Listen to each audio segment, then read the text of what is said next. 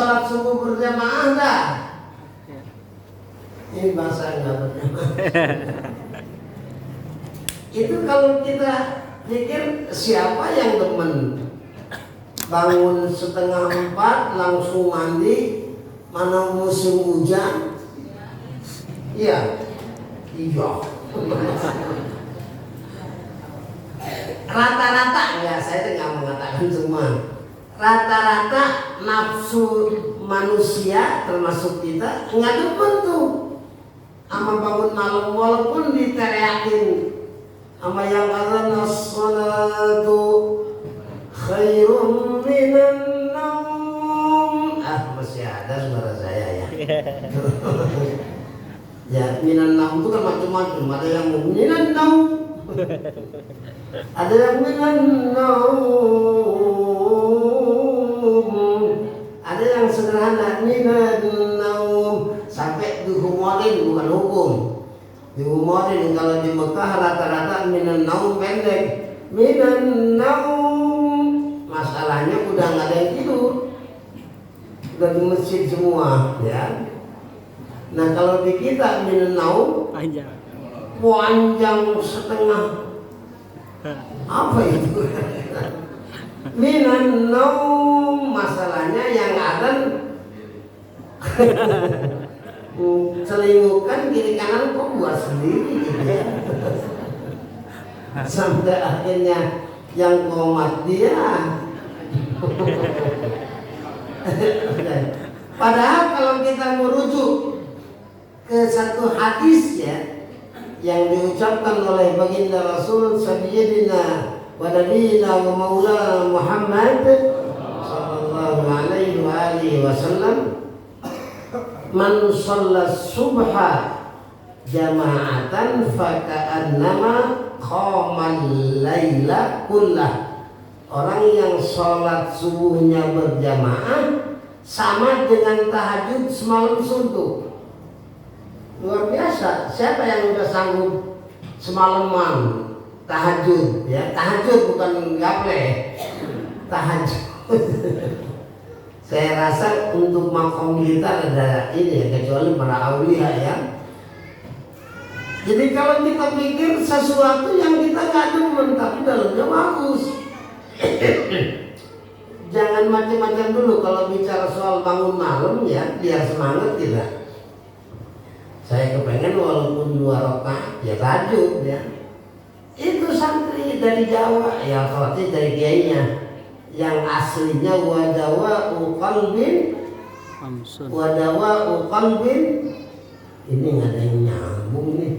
Wadawa'u qalbin khamsatun. Bahasa Jawanya aja dah. Tumbuh hati iku ana. Kelihatan bukan lidah Jawa, ini mau perkok. Udah bahasa kita aja dah. Kalau kita lihat faidah tahajud, kalau orang kepengen ngebenahin hatinya dari segala penyakit ya. Penyakit hati kan rada jarang obatnya, rada jarang dokternya.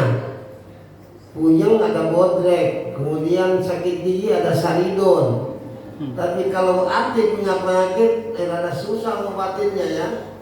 Sebab penyakit itu kadang-kadang gimana sih, nggak kelihatan sakit.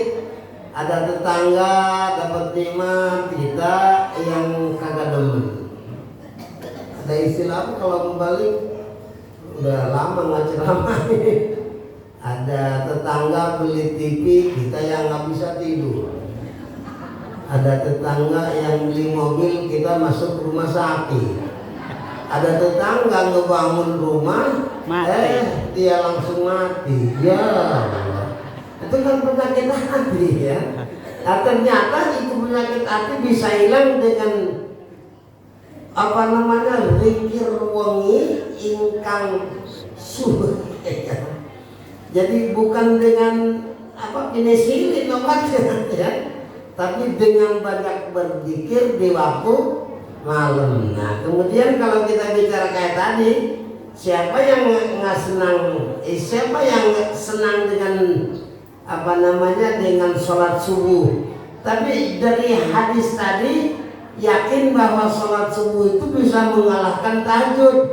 Sementara tahajud itu bisa bikin orang tenang. Maka kalau kita bicara tenang hati, siapa yang kagak pengen? Semuanya pengen kan tenang hatinya. Oleh karena itu mudah-mudahan kita ini termasuk walaupun tidak senang kepada sesuatu, tapi di situ ada kebaikan buat kita dunia akhirat. Amin ya rabbal. Nah itu ya. Man shallal isya'a jama'atan faka'annama qama nisfal lail. Yang sholat isya berjamaah pahalanya sama dengan tahajud setengah malam. Berapa jam setengah malam? Semalamnya dulu ada berapa? Ada 12 jam, berarti setengah malam 6 jam. Orang yang sholat isya-nya berjamaah berapa menit Bang Dedi kalau sholat isya? 10 menit juga udah kelamaan gitu. Ya Allah, 5 menit gara-gara digunakan untuk sholat isya berjamaah, maka seimbang dengan bertahajud 6 jam. Coba Allah, kalau berulang ada, makanya ada istilah orang yang rajin silaturahmi itu bakal panjang umurnya. Arti panjang di sini bukan memanjang, nggak mati-mati. Mau mati silaturahmi nggak jadi mati, mau mati lagi silaturahmi lagi nggak jadi mati, atau Israel nggak punya tugas ya. Bukan begitu, walaupun itu orang pendek umurnya tapi sama dengan orang yang punya anugerah panjang umur. Itu contoh punya umur 5 menit digunakan untuk sholat isya, ngalahin yang 6 jam, kan berkah tuh. Nah kita mah kan terbalik, kadang-kadang udah pendek, amal nggak bagus-bagus, satu tambah kelihatan pendek kan. Oke lah, kita balik ke tadi. Jadi saya kepengen ya Allah, mudah-mudahan kami dikasih kesehatan dengan catatan sehat kami dalam ridhamu ya Allah. Tapi jujur kalau lihat para aulia, mereka menikmati musibah, mereka menikmati penyakit ya. Sebab apa? Nah itu tadi, berapa banyak yang kamu senang padahal dalamnya jelek.